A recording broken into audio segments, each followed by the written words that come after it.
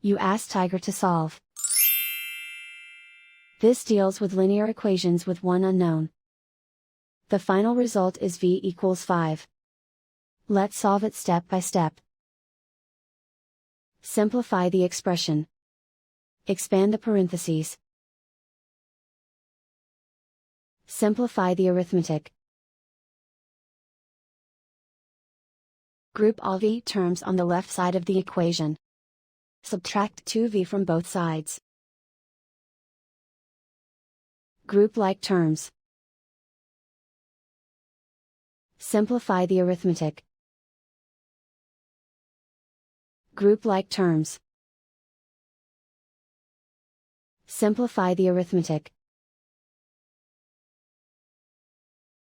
Group all constants on the right side of the equation.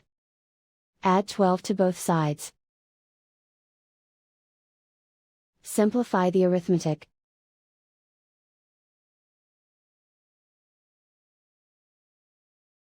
Isolate the v. Divide both sides by -5. Cancel out the negatives. Simplify the fraction. Cancel out the negatives. Find the greatest common factor of the numerator and denominator. Factor out and cancel the greatest common factor. And so the final result is v equals 5.